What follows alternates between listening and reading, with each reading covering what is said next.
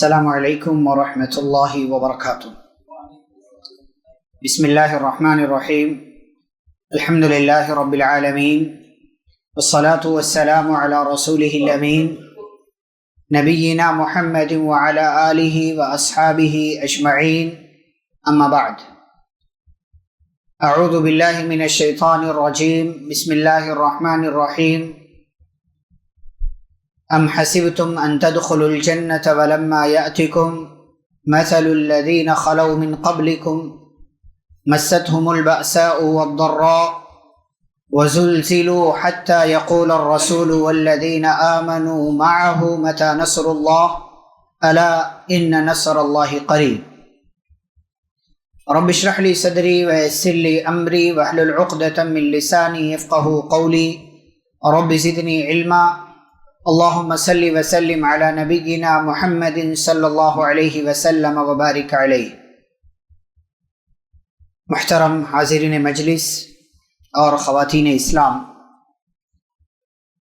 آج کے ہمارے اس درس کا موضوع ہے اللہ کی مدد کیوں نہیں آتی۔ مختصر وقت میں اس موضوع سے متعلق چند ضروری چیزیں آپ کی خدمت میں سمجھنے کے لیے اور سمجھانے کے لیے پیش کرنا ہے۔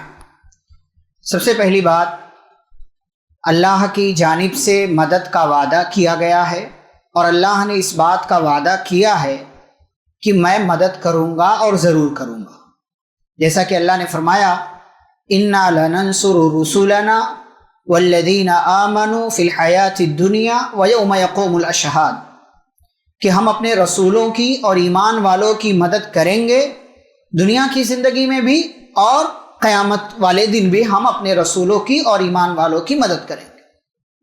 اللہ نے مدد کا وعدہ کیا ہے، اس میں کوئی شک نہیں۔ ساتھ ہی ساتھ جب اللہ نے وعدہ بھی کیا ہے تو ہمیں اس بات کو ہمیشہ اپنے دماغ میں رکھنا چاہیے کہ اللہ اپنے وعدے کو ضرور پورا کرتا ہے۔ اللہ کبھی اپنے وعدے کی خلاف ورزی نہیں کرتا، کبھی بھی وعدہ خلافی اللہ رب العالمین نہیں کرتا، جیسا کہ کئی جگہوں پر اللہ رب العالمین نے ذکر کیا ان اللہ لا یخلف المیعاد، بے شک اللہ وعدہ خلافی نہیں کرتا۔ ایمان والوں کی دعا کا اللہ نے تذکرہ کیا کہ وہ دعا مانگتے ہوئے اللہ سے کہتے ہیں ربنا وآتنا ما وعدتنا علی رسلک ولا تخزنا یوم القیامہ انک لا تخلف المیعاد، کہ ہمارے رب تو ہمیں وہ دے دے جس کا تو نے ہم سے وعدہ کیا ہے اپنے رسولوں کی زبانی، اور تو قیامت کے دن ہمیں رسوا نہ کرنا، انک لا تخلف المیعاد، بے شک تو وعدہ خلافی نہیں کرتا۔ پہلی بات یہ کہ اللہ نے مدد کا وعدہ کیا ہے، اللہ مدد کرتا ہے اور ضرور کرے گا بھی۔ دوسری بات یہ کہ جب اللہ نے مدد کا وعدہ کیا ہے تو پھر وہ اپنے وعدے کے خلاف نہیں جاتا، یہ ہمیشہ دماغ میں رکھنا چاہیے۔ تیسری بات یہ بھی ہمیشہ سوچنا چاہیے کہ اللہ نے کس کی مدد کا وعدہ کیا ہے۔ ہر ایرے غیرے کی مدد کا وعدہ نہیں کیا اللہ نے۔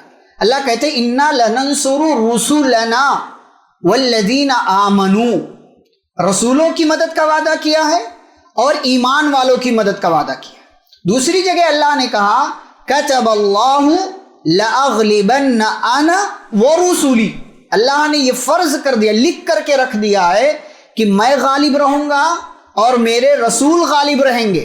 اور پھر اگلی آیت میں اللہ نے ایمان والوں کا تذکرہ کیا اور آیت کے اخیر میں کہا الا ان حزب اللہ هم المفلحون، سن لو جو اللہ کی پارٹی میں ہے تو اللہ کی پارٹی ہی کامیاب ہونے والی ہے۔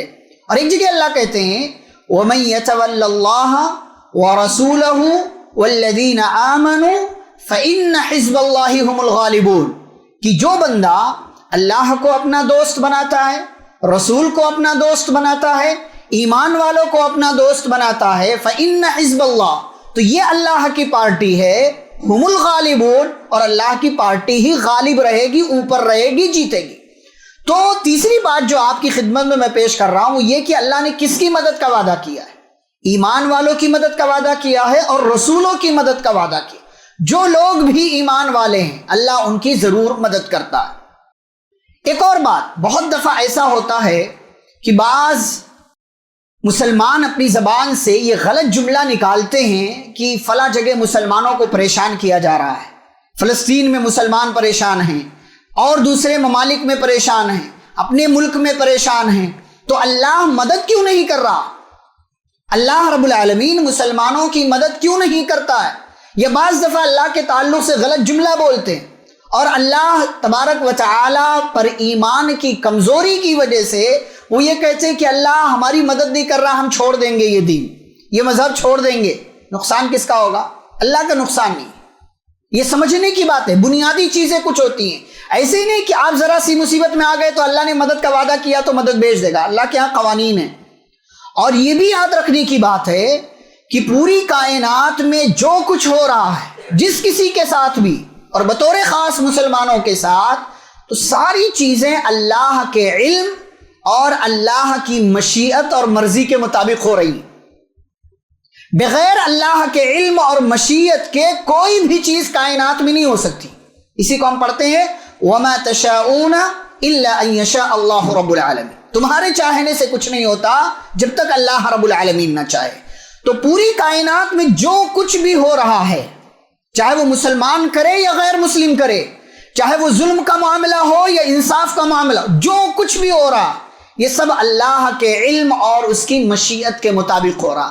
اسی کو پیارے نبی صلی اللہ علیہ وسلم تقدیر کے حوالے سے بیان کرتے ہوئے کہتے ہیں وَرْضَ بِمَا قَسَمَ اللَّهُ لَكَ تَكُنْ أَغْنَى النَّاسِ، جو کچھ اللہ نے تمہارے مقدر میں لکھ دیا ہے اس پر راضی رہو، خوش رہو، اللہ تمہیں دنیا کا سب سے مالدار انسان بنا دے گا۔ اسی کو اللہ نے کہا مَا أَصَابَ مِن مُصِيبَةٍ إِلَّا بِإِذْنِ اللَّهِ، جو بھی مصیبت آتی ہے وہ اللہ کی اجازت کے بغیر نہیں آ سکتی۔ تو جو کچھ ہو رہا ہے ہمیشہ یاد رکھنا چاہیے، جو کچھ ہو رہا ہے وہ اللہ کے علم اور اس کی مشیت کے مطابق ہو رہا۔ ایک اور بات اس میں جو پانچویں بات ہے یہ کہ بعض دفعہ لوگ کہتے ہیں اللہ تعالیٰ اتنے دن سے فلاں آدمی ظلم کر رہا ہے، اس کو مار کیوں نہیں رہا، جبکہ اللہ نے ظالموں کو مارنے کا وعدہ کیا ہے، مظلوم کی دعا کے قبول کرنے کا وعدہ کیا ہے، تو مظلوم دعائیں کر رہے ہیں اور بد دعائیں کر رہے ہیں، اللہ ظالم کو پکڑتا کیوں نہیں؟ تو اللہ نے کہا سورہ ابراہیم میں وَلَا تَحْسَبَنَّ اللَّهَ غَافِلًا، اللہ کو غافل نہ سمجھو، اللہ کو غافل نہ سمجھو کہ اسے کچھ پتا نہیں، وہ بے خبر ہے، نہیں۔ وَلَا تَحْسَبَنَّ اللَّهَ غَافِلًا عَمَّا يَعْمَلُ الظَّالِمُونَ، ظالموں کے کرتوت، ان کے اعمال، ان کے مظالم اور ان کی ایذا رسانیاں جو وہ دوسروں کو دے رہے ہیں اس سے اللہ کو غافل نہ سمجھو۔ اللہ کے علم میں سب کچھ ہے، اللہ دیکھ رہا ہے، جان رہا ہے، اور اللہ رب العالمین کی نظر سب پر ہے۔ اللہ ظالم، اللہ کہتے ہیں وَكَذَلِكَ أَخْذُ رَبِّكَ إِذَا أَخَذَ الْقُرَى وَهِيَ ظَالِمَةٌ، اللہ ظالموں کو پکڑتا ہے لیکن اس کے اپنے اصول ہیں، اس کے اپنے قوانین ہیں، جب وہ اصول اور قوانین پورے ہوتے ہیں تب جا کر کے اللہ ظالموں کو پکڑتا ہے۔ ایک بات یہاں ایک اور یاد رکھنے کی ہے کہ اللہ کے یہاں تین بنیادی قوانین ہیں، مدد کے حوالے سے یا ظالموں کو پکڑنے کے حوالے سے۔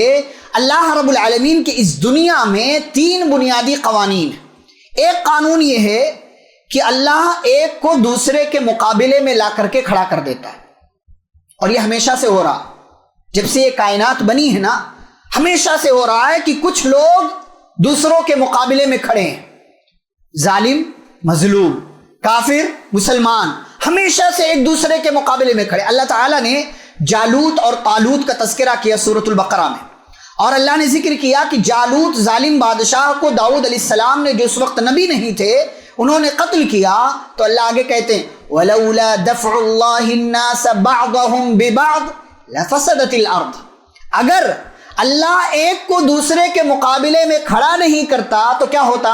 زمین فتنے سے بھر جاتی، زمین فتنے سے بھر جاتی۔ کچھ لوگ بہت طاقتور ہیں، اگر وہ چاہیں تو اللہ رب العالمین کے دیگر کمزور بندوں کو پل بھر میں مٹا دیں، لیکن یہ بھی اللہ کی مرضی کے خلاف ہوگا۔ ایسا ہو ہی نہیں سکتا کہ ظالم کمزوروں کو ایک ساتھ ختم کر دے، یہ سوال ہی نہیں اٹھتا، یہ اللہ کے قانون کے خلاف۔ اسی لیے اللہ نے بعض دفعہ کمزوروں کی مدد کی ہے طاقتوروں کے مقابلے میں۔ کیوں؟ اس لیے کہ کبھی ظالم غالب آتا ہے، کبھی مظلوم کو کامیابی مل جاتی۔ جنگ بدر میں 313 کامیاب کیوں ہوئے 1000 کے مقابلے میں؟ طالوت کا داؤد علیہ السلام جس لشکر میں ہے بڑی تھوڑی سی تعداد تھی، اس کے مقابلے میں جالوت کا ایک بڑا لشکر تھا، یہاں تک کہ جب یہ لوگ مقابلے میں نکلے تو کہنے لگے لا طاقت لنا اليوم بجالوت وجنود، آج ہمیں جالوت سے اس کے لشکر سے کوئی نہیں بیٹھا، ہمارا چھوٹا سا لشکر ہے، اتنا سا ہے، آج تو ہم مار دیے جائیں گے میدان جنگ میں۔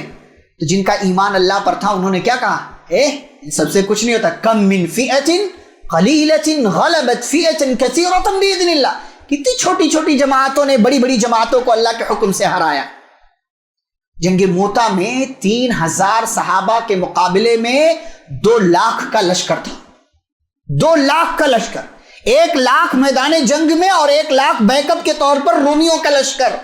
3000 کی تعداد کی کوئی حیثیت نہیں 1 لاکھ کے مقابلے میں، لیکن اللہ نے وہاں مسلمانوں کی حفاظت کی، مقابلے میں کھڑا کیا، لیکن تھوڑی سی تعداد مسلمانوں کا فائدہ کیا ہوا، خالد بن ولید رضی اللہ تعالیٰ عنہ حکمت عملی کے تحت بچا کر لے کر آئے، اور ان 3000 مسلمانوں کا رعب و دبدبہ اللہ نے کافروں کے دشمنوں کے دلوں میں ڈال دیا۔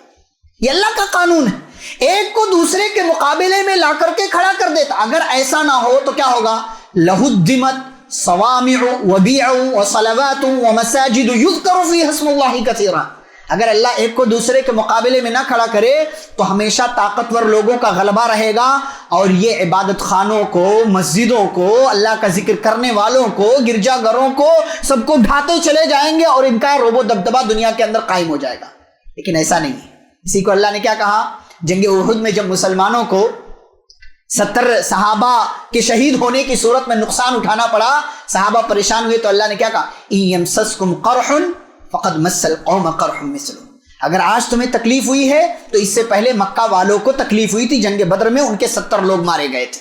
پھر اللہ کہتے ہیں وَتِلْكَ الْأَيَّامُ نُدَاوِلُهَا بَيْنَ النَّاسِ، بھئی یہ دنیا ہے، اور دنیا میں آج کسی کا عروج ہے، کل زوال ہے، آج جس کا زوال ہے کل اس کا عروج ہوگا۔ یہ دنوں کو ہم آئے دن لوگوں کے درمیان الٹتے پلٹتے رہتے، کیوں؟ وَلِيَعْلَمَ اللَّهُ الَّذِينَ آمَنُوا وَيَتَّخِذَ مِنْكُمْ شُهَدَاءَ، تاکہ ایمان والوں کی پرکھ ہو جائے اور جن کا مقام اونچا ہے ان کی تمیز ہو جائے، اللہ رب العالمین ان کو الگ کر دے۔ تو یہ اللہ کا پہلا قانون ہے کہ اللہ ایک کو دوسرے کے مقابلے میں کھڑا کرتا ہے۔ یہ ایسا نہیں ہے کہ کوئی ظالم کسی مظلوم پر اگر قابض ہو رہا ہے، مار رہا ہے، وہ اس کے بس کی بات ہے، نہیں، یہ سب اللہ کے علم میں، جیسا کہ میں نے کہا، جو کہ سمجھنے کی بات ہے، ایک کو دوسرے کے مقابلے میں اللہ نے کھڑا کر دیا۔ دوسرا قانون اللہ کا کیا ہے، آزمائش کا، امتحان کا ایک لمبا سلسلہ چلتا ہے۔ اب آزمائش کے اس لمبے سلسلے کی مثال آپ سب سے بڑی جانتے ہیں، موسیٰ علیہ السلام پیدا نہیں ہوئے، اس سے پہلے سے ہی فرعون بنی اسرائیل پر ظلم کر رہا تھا، پیدا بھی نہیں ہوئے تھے، اور اسی لیے فرعون نے یہ قانون پاس کیا تھا کہ ہماری حکومت کے لیے خطرہ بن کر کے آنے والا ایک بچہ ہوگا جس کی پیدائش ہوگی، تو کہا بنی اسرائیل کے بچوں کو قتل کر دیا جائے۔ یہ موسیٰ علیہ السلام کی پیدائش سے پہلے، بہت پہلے، ان فرعون علا فی الارض، زمین میں بہت بڑا بنا اور ایک جماعت کو کمزور کر دیا اس نے، یذبح ابناءہم ویستحیی نساءہم، بچوں کو ذبح کر دیتا تھا، عورتوں کو چھوڑ دیتا تھا، انہ کان من المفسدین، بڑا فسادی تھا۔ موسیٰ علیہ السلام پیدا، یہ لمبا سلسلہ چلا، پھر موسیٰ علیہ السلام پیدا ہوئے، ابھی بھی یہی دور چل رہا ہے۔ موسیٰ علیہ السلام فرعون کے گھر میں پلے بڑھے، جوان ہوئے، جوان ہونے کے بعد ایک قبطی کو مار دیا، پھر وہاں سے گھبرا کر کے مدین گئے، 10 سال وہاں رہے، نبوت ملی، رسالت ملی، 10 سال کے بعد واپس آئے، اور اللہ نے فرعون کی طرف بھیجا کہ جاؤ اسے سمجھاؤ اپنے آپ کو رب کہتا ہے۔ گئے، موسیٰ علیہ السلام نے سمجھایا، نہیں سمجھا، تو اللہ نے فرعون کو اور اس کے لشکر کو سمجھانے کے لیے 7 بڑے بڑے عذاب نازل کیے۔ ظلم کا کتنا لمبا دور ہے، موسیٰ علیہ السلام پیدا نہیں ہوئے ہیں تبھی سے یہ دور چل رہا ہے۔ موسیٰ علیہ السلام پیدا ہوئے، بچپن کا دور ختم، جوانی آئی، جوانی کے بعد نبوت ملی، نبوت کے بعد جو ہے مدین میں 10 سال گزارے ہیں، پھر فرعون کے پاس جاتے ہیں، اور پھر 7 بڑے بڑے عذاب الگ الگ دور میں آتے ہیں۔ بارش کا نہ ہونا، قحط سالی کا ہونا، پھلوں میں کمی کا ہونا، طوفان کا آنا، ٹڈیوں کا حملہ، اور کھٹمل کا حملہ، میڈک کا حملہ، خون کا، پانی کا خون میں بدل جائے، یہ 7 بڑے بڑے عذاب آئے، اور آپ ایک اندازے کے مطابق یہ کہہ سکتے ہیں 50 سے 60 سال کا دور یہ پورا چلا، یہ ظلم کا دور۔ ایسا ظلم ہے کہ بچوں کو قتل کیا جا رہا، 2 مرتبہ یہ قانون پاس کیا اس نے، جب جادوگر ایمان لے آئے اس کے بعد بھی قانون پاس کیا کہ بچوں کو قتل کر دیا جائے بنی اسرائیل کے، اور بنی اسرائیل کو غلام بنا رکھا ہے کہ عورتیں بھی غلامی کر رہی ہیں، مرد بھی غلامی کر رہے ہیں، سارے قبطیوں کے، فرعون کے لشکر والوں کے گھروں میں کام کر رہے ہیں، ان کی خدمت کر رہے ہیں۔ 50 سے 60 سال کا ایک لمبا سلسلہ چلا۔ یہ آزمائش کا دور ہے، یہ امتحان کا دور ہے۔ پیارے نبی صلی اللہ علیہ وسلم کی چاہتا اللہ مکے میں مدد کر دیتا، کیوں نہیں کیا اللہ نے؟ آزمائش، امتحان، صحابہ پریشان ہوئے، یہاں تک کہ پچھلے انبیاء، ان کے اوپر ایمان لانے والوں پر جب ظلم و ستم کیا گیا، اللہ نے کہا کہ وہ بڑے پریشان ہوئے۔ پیارے نبی صلی اللہ علیہ وسلم کے تعلق سے حضرت خباب بن ارت رضی اللہ تعالیٰ عنہ پر جب ظلم ہوا، کئی ایک صحابہ نبی صلی اللہ علیہ وسلم کے پاس آئے، کہنے لگے اللہ کے نبی ایسا ایسا معاملہ چل رہا ہے، کیا کیا جائے؟ ظالموں کا ہاتھ اللہ تعالیٰ کیوں نہیں پکڑتا؟ تو اللہ رب العالمین نے آیت نازل کی، ام حسبتم ان تدخلوا الجنۃ ولما یأتکم مثل الذین خلوا من قبلکم، کیا تم یہ سمجھتے ہو کہ تمہیں جنت میں داخلہ مل جائے گا جبکہ ابھی تمہارے پاس وہ حالات نہیں آئے جو تم سے پہلے کے لوگوں پر آئے؟ کیا ہوا؟ مستہم البأساء والضراء، جنگیں، سخت حالات، نقصانات، پریشانیاں، اتنی زیادہ ان کی زندگی میں مشکلات اور جو ہے مظالم اور پریشانیاں آئیں کہ اللہ کہتے ہیں عام لوگوں کی بات تو چھوڑو، حتی یقول الرسول، رسول جو سب سے زیادہ ایمان والا ہوتا ہے، رسول بھی پکار اٹھا متی نصر اللہ، اللہ کی مدد کب آئے گی؟ آج تو عام مسلمان کہتا ہے نا اللہ کی مدد کب آئے گی۔ پہلے کے لوگوں پر اتنے برے حالات آئے کہ عام مسلمان نہیں، اعلیٰ لیول کا مسلمان نہیں، رسول جو اللہ کا محبوب اور چہیتا ہوتا ہے، جو ایمان میں سب سے ہائی لیول کا ہوتا ہے، وہ رسول بھی پکار اٹھا کہتا متی نصر اللہ، اللہ کی مدد کب آئے گی؟ پیارے نبی صلی اللہ علیہ وسلم نے سمجھایا کیا حالات آئے پہلے کے لوگوں پر؟ ایمان لانے کے جرم میں ان کے سر پر لوہے کا آرا رکھ کر کے 2 ٹکڑوں میں تبدیل کر دیا گیا، لوہے کی کنگھیوں سے ان کے جسم سے گوشت نکال لیا گیا، پھر بھی ان لوگوں نے ایمان کو نہیں چھوڑا۔ یہ حالات نہیں ہیں، اللہ تعالیٰ کا قانون چلتا ہے۔ اللہ نے اسی لیے کہا ام حسبتم ان تدخلوا الجنہ ولما یعلم اللہ الذین جاہدوا منکم ویعلم الصابرین، کیا تم یہ سمجھتے ہو جنت میں داخلہ مل جائے گا جبکہ کون کون صبر کرنے والا ہے؟ ابھی صبر کرنے والوں کا امتحان ہوا ہی نہیں ہے کہ ایسے حالات میں صبر کون کرتا ہے۔ تو پیارے نبی صلی اللہ علیہ وسلم نے صحابہ کو سمجھایا، مکہ کی 13 سالہ زندگی مصیبتوں کے ساتھ گزار لیا پیارے نبی صلی اللہ علیہ وسلم نے، کیا کیا مظالم نہیں ڈھائے گئے آپ صلی اللہ علیہ وسلم کے اوپر، ہم سب جانتے ہیں، یہاں تک کہ آپ ہجرت پر مجبور ہوئے اسی ظلم کی وجہ سے، لیکن ہجرت کے باوجود بھی سکھ کا، چین کا، سکون کا سانس لینے نہیں ملا، جنگیں لڑنی پڑی، جنگ بدر، جنگ احد، جنگ خندق۔ جنگ خندق میں حالات کیسے آئے؟ باہر سے بھی دشمن، اندر سے بھی دشمن۔ اللہ نے کہا ہنالک ابتلی المؤمنون وزلزلوا زلزالا شدیدا، مومنوں کو آزمایا گیا اور سخت طریقے سے مسلمانوں کو جھجھوڑ کر رکھ دیا گیا، جھجھوڑ کر رکھ دیا گیا، یہاں تک کہ منافق نکل گئے اور ان لوگوں نے کہا ما وعدنا اللہ ورسولہ الا غرورا، اللہ اور اس کے رسول نے ہم سے دھوکے کا وعدہ کیا، یعنی ان لوگوں نے ہمیں دھوکہ دیا ہے۔ یہ کہہ رہے تھے کہ مدد آئے گی اللہ کی، کہاں ہے اللہ کی مدد؟ باہر سے دشمن آئے ہوئے ہیں، اندر سے بھی دشمن، کہاں ہے اللہ کی مدد؟ یہ منافقوں کی پہچان ہوتی ہے۔ اللہ کا وعدہ سچا ہے، منافق لیکن اس پر ایمان نہیں رکھتا، اور پھر اللہ نے ہوا بھیجی، تیز و تند آندھی اور طوفان بھیجا، جس سے مشرکین کے اور دشمنوں کے خیمے اکھڑ گئے، ہانڈیاں پلٹ گئی، اور اللہ نے ان کے دلوں میں رعب و دبدبہ ڈال دیا اور مسلمان جنگ خندق جیت گئے۔ کہنے کا مطلب یہ ہے کہ اللہ کی مدد آنے سے پہلے اللہ کی ایک سنت، ایک قانون ہے کہ اللہ آزماتا ہے پہلے، اور آزمائش میں جو جتنا ایمان والا ہوتا ہے اس کی آزمائش اتنی ہی سخت ہوتی ہے۔ اب ہمارا ایمان دیکھو اور غزہ سے آنے والی کسی ویڈیو میں کسی بچی کا، کسی بچے کا، کسی عورت کا، کسی ماں کا، کسی بہن کا ایمان دیکھو، اتنے سخت حالات میں بھی ایک بچہ مسکراتے ہوئے ویڈیو میں یہ کہتا ہے کہ تم دنیا میں جو چاہو کر سکتے ہو لیکن آخرت میں تم ہمارا کچھ نہیں بگاڑ سکتے، ہمارا رب ہمارے ساتھ۔ یہ ایمان، جس کا ایمان جتنا زیادہ مضبوط ہو اس کی آزمائش اتنی ہی زیادہ سخت ہوتی ہے، اللہ کا قانون ہے۔ اسی لیے پیارے نبی صلی اللہ علیہ وسلم نے کیا کہا؟ اشد الناس بلاء الانبیاء ثم الامثل فالامثل، سب سے سخت آزمائش نبیوں کی ہوتی ہے، پھر جو جتنا نیک ہوتا اس کی اتنی ہی آزمائش ہوتی ہے۔ یہ اللہ کا دوسرا قانون۔ مدد نازل کرنے سے پہلے اللہ رب العالمین ابتلا، آزمائش اور امتحان میں ڈالتا ہے، جیسا کہ صحابہ کو اللہ نے ڈالا جنگ بدر میں، پھر 5000 3000 1000 فرشتوں کو بھیج کر کے اللہ نے ان کی مدد بھی کیا۔ تیسرا قانون اللہ کا کیا ہے؟ مہلت دینا، استدراج، ڈھیل، موقع۔ کس کو؟ ظالم کو۔ ظالم کو اللہ نہیں چاہتا کہ اس کا کوئی بندہ جہنم میں جائے، اسی لیے اللہ اپنی رحمت کے ذریعے ظالموں کو بھی ڈھیل دیتا ہے۔ فرعون جیسے بندے کو بھی اللہ نے ڈھیل دیا۔ یہ 7 عذاب جو میں نے کہا نا، ایسا نہیں کہ 7 عذاب ایک بیک آ گیا، ایک عذاب آیا، پھر یہ لوگ نہیں سدھرے تو تھوڑے دن کے بعد دوسرا عذاب آیا، پھر نہیں سدھرے تو تیسرا عذاب، اس طریقے سے الگ الگ ٹائم پر 7 عذاب آیا۔ عذاب نازل کرنے کا مقصد کیا تھا؟ لعلہم یذکرون، تاکہ یہ لوگ نصیحت حاصل کریں۔ ہو سکتا ہے پلٹ آئے کوئی۔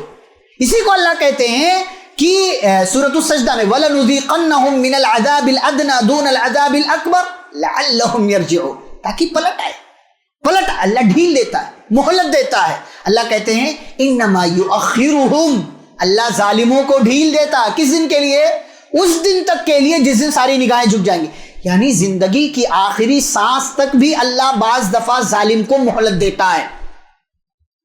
اگر دنیا میں ظالم نہیں پکڑا گیا تو اللہ کہتے ہیں آخرت میں ہم اسے ضرور پکڑیں گے، اسے ضرور پکڑیں گے ہم۔ اسی کو اللہ کہتے ہیں فَمَهِّلِ الْكَافِرِينَ أَمْهِلْهُمْ رُوَيْدًا، آپ کافروں کو ڈھیل دیجئے، ہم بھی ڈھیل دے رہے، اور اللہ ڈھیل دیتا ہے۔ یہ اللہ کا قانون ہے۔ ایسا نہیں ہے کہ ایک بندے نے آج کسی پر ظلم کیا، اللہ نے آج ہی پکڑ لیا، نہیں۔ اللہ کہتے ہیں وَيَعْفُو عَنْ كَثِيرٍ، اللہ تو اکثر معاف کر دیتا، پکڑتا نہیں۔ اگر اللہ ہر غلطی پر پکڑنا چاہے، کیا کہتے ہیں وَلَوْ يُؤَاخِذُ اللَّهُ النَّاسَ بِظُلْمِهِمْ مَا تَرَكَ عَلَيْهَا مِن دَابَّةٍ، اگر اللہ انسانوں کے ہر ظلم پر ان کو پکڑے تو زمین پر کوئی چلتا پھرتا نظر نہیں آئے گا۔ ہم میں سے کون نہیں ہے جس نے ظلم نہ کیا ہو کسی پر؟ ہر ایک سے کوئی نہ کوئی کسی نہ کسی ٹائپ کا ظلم ہوا ہے۔ تو اگر اس ظلم کی وجہ سے اللہ پکڑ لینا، اللہ کہتے ہیں زمین پر کوئی چلتا پھرتا نظر نہیں آئے گا۔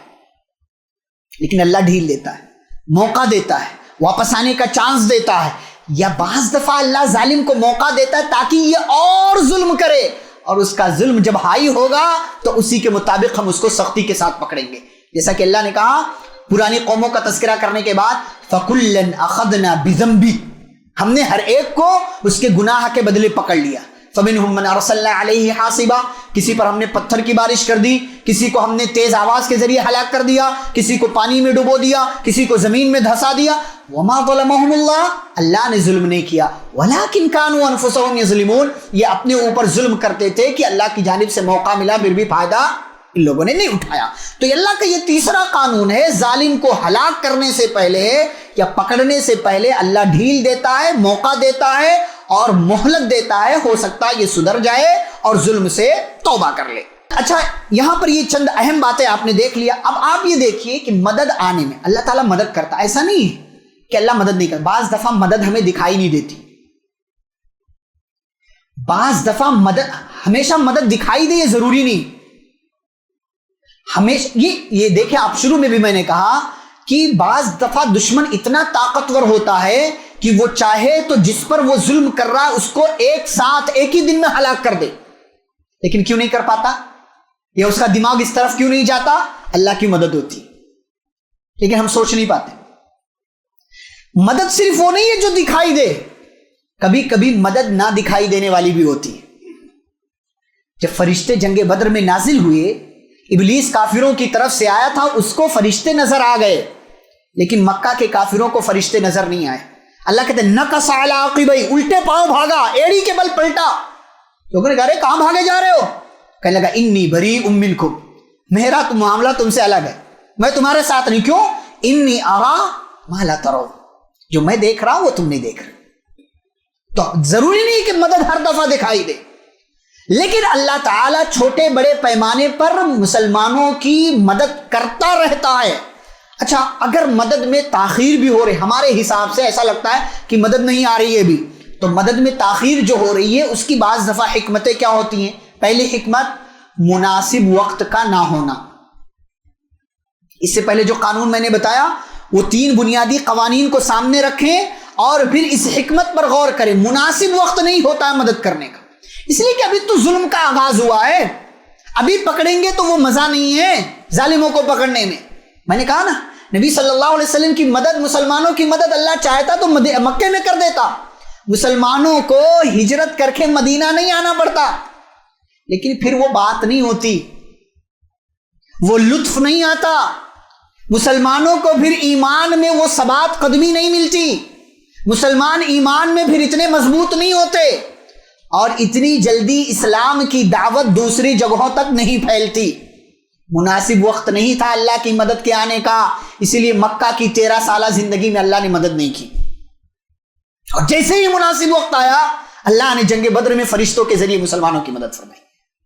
تو یہ پہلی حکمت ہے. دوسری حکمت کیا ہے؟ ایمان میں مضبوط کرنا. بعض دفعہ مدد میں تاخیر ہوتی ہے تاکہ بندے کا ایمان اللہ پر بڑھتا چلا جائے، بڑھتا چلا جائے، بڑھتا چلا جائے، اس کا کنیکشن اللہ سے اور مضبوط ہو. اور انسان کی فطرت بھی کیا ہے پتا ہے؟ مشکل میں بندہ اللہ سے زیادہ جڑتا ہے. وَإِذَا مَسَّهُ الشَّرُّ، کہ جب بندے کو کی زندگی میں مشکل آتی ہے فضو دعائیں نریس، تو لمبی لمبی لمبی چوڑی دعائیں مانگتا ہے اللہ تعالیٰ سے. تو جب مشکل ہوتی ہے نا تو بندے کا کنیکشن اپنے رب سے زیادہ مضبوط ہو جاتا ہے، ایمان اس کا بڑھ جاتا ہے کہ اللہ مدد کیوں نہیں ہو رہی، اللہ مدد کر دے. زیادہ مشکل ہوتی ہے بندہ رب سے زیادہ جڑتا ہے، ایمان بڑھ جاتا ہے. اسی لیے عمر رضی اللہ تعالیٰ عنہ کے اسلام لانے کے واقعے میں جو اسباب بتائے جاتے ہیں ان میں سے ایک سبب یہ بھی بتایا جاتا ہے کہ وہ یہ دیکھ رہے تھے کہ ہم مکہ کے لوگ ان ایمان لانے والوں کو مار رہے ہیں، ظلم و ستم کر رہے ہیں، ان کا سب کچھ چھین رہے ہیں، دن رات ان کا جینا دشوار کر دیا ہے. کیا وجہ ہے کہ یہ پلٹ کر کے ہمارے آبا و اجداد کے دین میں نہیں آ رہے، اسی دین کو پکڑ کر کے رکھا ہے. نتیجہ یہ ہوا ان کے دل میں بیٹھ گیا کہ کہیں نہ کہیں ایسی بات ضرور ہے کہ یہ دین سچا ہے، اور پھر اور دیگر دوسرے اسباب جمع ہوئے تو عمر رضی اللہ تعالیٰ عنہ اسلام لے آئے. تو جب مشکل آتی ہے، پریشانی، مدد میں تاخیر جب ہوتی ہے تو بندے کا اپنے رب پر ایمان اور مضبوط ہو جاتا ہے. ہاں اکا دکا ہوتے ہیں وہ جھاگ ٹائپ کے لوگ کہ جو پھر اللہ کی مدد نہیں آتی ہے تو پھر دین چھوڑ دیتے ہیں. یہ پہلے سے ایمان والے تھے ہی نہیں، اس لیے انہوں نے چھوڑ دیا. مدد میں تاخیر اللہ رب العالمین کی طرف سے یہ بندے کے ایمان کو مضبوط کر دیتی ہے. تیسری حکمت جو ہے مدد آنے میں تاخیر کی وہ یہ ہے کہ انسان جو مسلمان ہیں، دنیا میں ظلم ہو رہا ہے، اس ظلم پر اگر صبر کر لیا تو آخرت میں اللہ تعالیٰ مقام اونچا کر دے گا. یہ دنیا کیا ہے؟ دارالامتحان، آزمائش. اتنی نیکیاں بندہ نہیں کرتا ہے کہ اس کی وجہ سے جنت میں اسے اعلیٰ مقام ملے، لیکن ظلم ہوا اس پر، صبر کیا اس نے، اللہ کے فیصلے پر راضی رہا، تو اس کی وجہ سے اللہ جنت میں اس کا مقام اونچا کر دیتا ہے. تو جتنا زیادہ مشکل دور ہوگا اور جتنا زیادہ اس کا صبر ہوگا اتنا ہی مقام اس کا جنت میں اونچا ہوگا. تو اس لیے مدد آنے میں بعض دفعہ تاخیر ہو جاتی ہے تاکہ اللہ اپنے ان نیک بندوں کا مقام اس ظلم پر صبر کرنے اور اس کو برداشت کرنے کی وجہ سے جنت میں اونچا کر دے.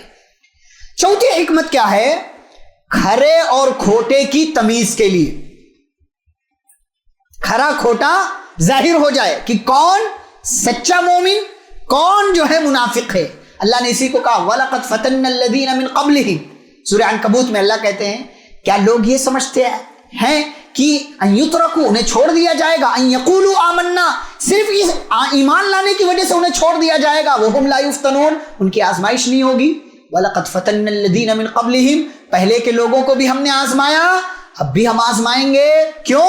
فَلَيَعْلَمَنَّ اللَّهُ الَّذِينَ صَدَقُوا وَلَيَعْلَمَنَّ الْكَاذِبِينَ. سچا کون ہے، جھوٹا کون ہے. اور کچھ آیتوں کے بعد اللہ نے کہا کہ ایمان والا کون ہے، منافق کون ہے، اس کی تمیز کے لیے ہم ایسے حالات پیدا کر دیا کرتے ہیں. اور مدینے کی زندگی میں ہوا بھی ایسے ہی کہ منافقین کچھ ایسے موقعوں پر کھل کر کے سامنے آ گئے. اور بنو قریظہ جنگ خندق کے موقع سے جو یہ کہہ رہے تھے کہ ہم مسلمانوں کے ساتھ ہیں، اللہ نے مسلمانوں پر جنگ خندق کے موقع سے تکلیف کے حالات لمبے کر دیے. کیوں؟ تاکہ بنو قریظہ نے جو پہلے ہی غداری کر لیا ہے ان کی غداری واضح ہو جائے. تو اس لیے اللہ رب العالمین، ورنہ جنگ خندق میں اتنا لمبا وقت جو اللہ نے مسلمانوں کے ساتھ رکھا کہ مسلمان پریشان ہو گئے، یہاں تک کہ ان کی زبان سے یہ جملہ نکلا کہ اللہ کی مدد کب آئے گی. پوری طریقے سے مسلمان پریشان ہو گئے کہ 10,000 کا لشکر مدینے پر حملہ کرنے کے لیے آیا ہوا، کیا ہوگا؟ اللہ نے مدد بھیجنے میں تاخیر کیا. کیوں؟ تاکہ جو مدینے میں یہودی رہ رہے تھے بنو قریظہ، یہ غداری پہلے کر چکے تھے، ان کی غداری واضح ہو جائے. اور جب واضح ہو گئی غداری تو پھر اللہ رب العالمین نے مسلمانوں کی مدد کر کے مسلمانوں کو کامیابی دے دی. تو یہ 4 حکمتیں بنیاد، اور بھی بہت ساری حکمتیں علماء نے بیان کی ہیں، لیکن یہ 4 حکمتیں مدد آنے میں تاخیر کی. اب آخری بات کہ مدد نہ آنے کی بعض وجوہات کیا ہوتی. بعض دفعہ سب کچھ سیٹ ہے، لمبا چل رہا ہے، بہت زمانے سے ظلم ہو رہا ہے، مصائب ہیں، پریشانیاں، اس کے باوجود اللہ کی مدد نہیں آتی. کیوں؟ کچھ وجوہات بتائیں گے، اس کے بعد انشاءاللہ بات ختم. پہلی وجہ مکمل ایمان اور نیک اعمال کا نہ ہونا. اللہ نے مدد کا وعدہ، شروع میں نے کہا اللہ نے مدد کا وعدہ کیا ہے، کرے گا بھی، وعدہ خلافی نہیں کرتا. لیکن کس کی مدد کا وعدہ کیا ہے؟ ایمان والوں کی. اور اللہ نے کہا وعد اللہ الذین آمنوا منکم وعملوا الصالحات. اللہ تعالیٰ نے تم میں سے ایمان والوں سے اور نیک عمل کرنے والوں سے وعدہ کیا. کیا وعدہ کیا ہے؟ کہ اللہ انہیں زمین کی خلافت، حکومت ضرور دے گا، انہیں زمین میں جمع دے گا، اور خوف کے بعد انہیں امن والی زندگی دے دے گا. کس سے؟ لیکن ایمان والے سے اور عمل صالح کرنے والے سے. اگر کوئی بندہ اپنے آپ کو مسلمان کہتا لیکن اس کی زندگی میں مکمل ایمان نہیں، وہ شرک کر رہا ہے، بدعت کر رہا ہے، وہ خرافات میں ہے، رسوم و رواج کا شکار ہے، اس کی زندگی میں نیک اعمال نہیں ہے، اور توحید کے بعد سب سے بڑی نیکی نماز چھوڑنے والا وہ ہے، وہ قوم نماز چھوڑنے والی ہے، پھر اللہ ایسے بندوں کی مدد نہیں کرے گا. اس لیے مدد نہیں آتی ہے، اس لیے اللہ مدد نہیں کرتا ہے، اس لیے کہ ایمان والوں کے پاس وہ ایمان نہیں ہے جس کا وہ دعویٰ کرتے ہیں، اور نہ ہی ان کی زندگی میں نیکیاں ہیں. دوسری وجہ اللہ کے دین کی مدد نہ کرنا. اللہ نے کیا کہا؟ ان تنصروا اللہ ینصرکم. اگر تم اللہ کی مدد کرو گے تو اللہ تمہاری مدد کرے گا. اپوزٹ میننگ کیا ہے؟ اگر اللہ کے دین کی مدد نہیں کرو گے تو اللہ تمہاری بھی مدد نہیں. اللہ کی مدد کیا ہے؟ اللہ کے دین کی مدد. مسجدوں کو آباد کرنا، قرآن و حدیث کو پڑھنا، تلاوت کرنا، اس کی پابندی کرنا، اس پر عمل کرنا، اور اس کی دعوت و تبلیغ کرنا، یہ سب دین کی مدد، اللہ کی مدد ہے. اگر یہ کام ہم چھوڑ دیں گے تو اللہ کہتا ہے پھر ہماری طرف سے مدد بھی تمہاری زندگی میں نہیں آئے گی. یہ دوسری وجہ ہے اللہ کی مدد کیوں نہیں آتی. دوسری وجہ کہ اگر ہم اللہ کے دین کی مدد نہیں کریں گے تو پھر اللہ بھی ہماری مدد نہیں کرے گا. تیسری وجہ ہمارا بھروسہ تو ہے اللہ پر، توکل بھی ہے، لیکن ہم اسباب اختیار نہیں کرتے. ہمارا والا یا تو ایک دم نیچے رہے گا یا تو ایک دم اوپر رہے گا. بھئی درمیان میں اعتدال کی زندگی گزارنا ہے. کچھ لوگ ایک دم جذباتی ہو کر کے چلو جائیں گے، چلو جائیں گے، ہم لوگ بھی ان کا ساتھ دیں گے. کیا کر سکتے ہو؟ کیا ہاتھ میں آپ کے؟ اسباب اختیار کرو. اللہ پر توکل تو ہونا چاہیے، لیکن اسباب اختیار کیے بنا اللہ پر توکل نہیں کرنا چاہیے. پہلے اسباب اختیار کرو. زمینی سطح پر کیا کیا کر سکتے ہو مضبوط بناؤ اپنے آپ کو. صحابہ کا توکل اللہ پر تھا، نبی صلی اللہ علیہ وسلم کا توکل اللہ پر تھا، لیکن اسباب نہیں تھے مکے کی زندگی میں کہ ان کی اللہ مدد کرے یا ان کے ساتھ ایسا کیا جائے. لیکن جب اسباب جمع ہو گئے مدینے کی زندگی میں تو پھر اللہ کی مدد بھی آئی. اسی کو اللہ نے وَأَعِدُّوا لَهُم مَّا اسْتَطَعْتُم مِّن قُوَّةٍ وَمِن رِّبَاطِ الْخَيْلِ. وہ جنگ کا ماحول تھا، اس لیے اللہ نے کہا ہر اعتبار سے اپنے آپ کو تیار کرو، مضبوط بنو. آج ہمارا مسلمان اپنی خواہش کو مقدم رکھ کر کے نماز کو وقت پر پڑھنے کے لیے نہیں آ سکتا اور کہتا ہے ہمیں اللہ پر توکل ہے. پھر اللہ ہماری مدد کیوں نہیں کرتا؟ آپ اللہ کی مدد نہیں کر رہے ہو. بظاہر آپ کا یہ دعویٰ ہے کہ ہمیں اللہ پر توکل ہے، اللہ ہماری مدد کرے گا، لیکن اللہ نہیں کرے گا. کیوں؟ اس لیے کہ زمینی سطح پر آپ کے پاس اسباب نہیں ہیں، آپ کے پاس طاقت نہیں ہے، آپ کے پاس ذرائع نہیں ہے کہ اللہ کی مدد آئے، جس کی وجہ سے تو اسباب اختیار کرنا. نمبر 4، रसूल की मुकम्मल इत्तिबा से इनहराफ, जो कौम रसूल की मुकम्मल इत्तिबा नहीं करेगी उसकी जिंदगी में अजाब आएगा, फिर अल्लाह मदद नहीं करेगा।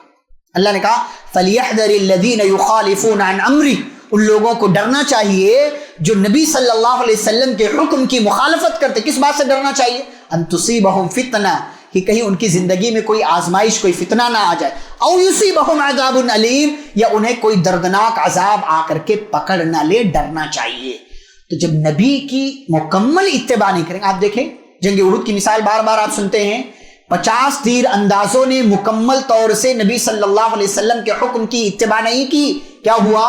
जीती हुई जंग हार गए, जीती हुई जंग हार गए। हमारी जिंदगी में अगर मुकम्मल इत्तिबा प्यारे रसूल सल्लल्लाहु अलैहि वसल्लम की नहीं होगी, अल्लाह की मदद में ताखीर होगी और हो सकता है अल्लाह की मदद हमें हासिल ना हो। 5वां सबब इख्तिलाफ और इंतशार का होना। कितने इख्तिलाफात हैं आज, कितने इख्तिलाफात। दलील सामने रखते हुए भी अपने आप को मुसलमान कहने वाला अपने मसलक की तर्जुमानी करता है, अपने इमाम की बात को मुकद्दम रखता है। इख्तिलाफ और इंतशार, आपस में हम एक नहीं। अल्लाह ने कहा वातिउल्लाह व रसूलहू वला तनाज़उ, अल्लाह की इताअत करो, रसूल की इताअत करो, आपस में इख्तिलाफ ना करो, वरना क्या होगा? फतफशलू, हार जाओगे, नाकाम हो जाओगे, वतज़हब रिहुकुम, तुम्हारी हवा उखड़ जाएगी, वस्बिरू, हालात जैसे हैं उस पर सब्र करो। तो इख्तिलाफ जब आएगा, प्यारे नबी सल्लल्लाहु अलैहि वसल्लम ने कहा कि जब मुसलमान आपस में इख्तिलाफ करने लगेंगे तो अल्लाह इनके ऊपर दूसरे दुश्मनों को मुसल्लत कर देगा, लोग आएंगे इनके ऊपर हुकूमत कर लेंगे। जालूत और तालूत का मैंने तस्करा किया। मूसा अलैहिस्सलाम की वफात के बाद एक लंबा अरसा गुजरा, बनी इसराइल इख्तिलाफ का शिकार हो गए, यहां तक कि इन लोगों ने दीन की बातों पर अमल करना छोड़ दिया। तो अमालिका जो दुश्मन कौम थी, अल्लाह ने उन लोगों को इनके इलाकों पर क्या कर दिया? बिठा दिया। इन लोगों ने आकर के हमला किया, इनकी जमीन जायदाद, घर, माल, दौलत सब पर कब्जा कर लिया, और बनी इसराइल आपसी इख्तिलाफ और इंतशार की वजह से अल्लाह की मदद से महरूम कर दिए गए। 6ठा और आखिरी सबब, उसके बाद बात खत्म होगी, सब्र और तकवा से दूरी। हमारी जिंदगी में सब्र नहीं। मुसलमान जज्बाती कौम, हाँ, जब इस तरह के हालात आते हैं तो हमारी आवाज उठती है। जैसे ही इस तरह की बातें आना बंद हुई, हम फिर से अपनी जिंदगी में वही रफ्तार बेढंगी जो पहले थी वो अब। हमारे यहां बाज दफा मुसलमान इतना जज्बाती है कि फलस्तीन जाना चाहता है वो, लेकिन फलस्तीन वालों से हमदर्दी के नाम पर खाने के बाद उस खाने को हजम करने के लिए कोल्ड ड्रिंक छोड़ नहीं सकता है। इसे कोल्ड ड्रिंक चाहिए खाने के बाद।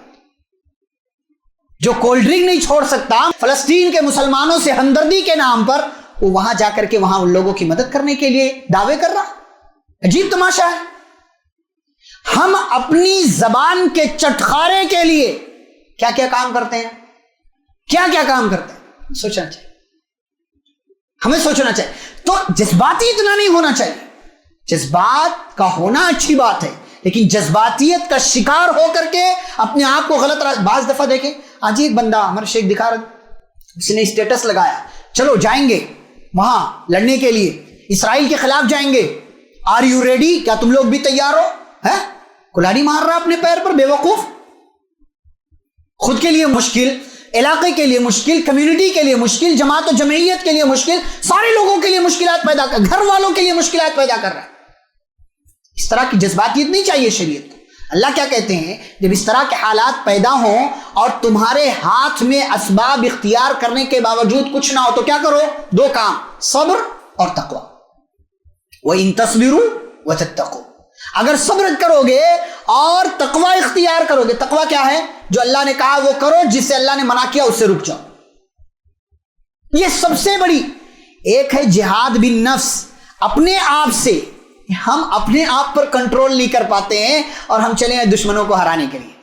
यानी हम अपने नफ्स पर कंट्रोल करके बुरी चीजों से नहीं बच पाते हैं और हमें लगता है कि हम जाएंगे और दुश्मनों को हराएंगे। तो सब्र और तकवा, अल्लाह ने जंग बद्र के तनाजुर में भी यही कहा कि अगर सब्र करोगे और तकवा इख्तियार करोगे, दुश्मनों की चालें तुम्हें नुकसान नहीं पहुंचा पाएंगी اور اگر صبر کرو گے، تقوی اختیار کرو گے، تمہارے رب کی طرف سے فی الفور تمہاری مدد کی جائے گی اور پھر تم کامیاب ہو جاؤ گے۔ تو یہ چند ضروری اور اہم باتیں، لیکن یاد رکھیے اللہ کی سنت ہے، اللہ کا قانون ہے کہ دنیا کے اندر ہمیں مال کے ذریعے، جان کے ذریعے آزمایا جائے گا، آزمائش ہوگی۔ کافروں کی کوئی آزمائش نہیں، کافروں کی کوئی آزمائش، اصل آزمائش مسلمانوں کی، ایمان والوں کی۔ لَتُبْلَؤُنَّ فِي أَمْوَالِكُمْ وَأَنفُسِكُمْ، تمہیں ضرور بھی ضرور تمہارے مال اور جانوں میں آزمایا جائے گا۔ اور یہ بھی کہ اہل کتاب، یہودیوں، عیسائیوں اور مشرکین کی طرف سے تمہیں بہت سی تکلیف دہ چیزیں اور باتیں سننے اور دیکھنے کو ملیں گی۔ تمہارا کام کیا ہے؟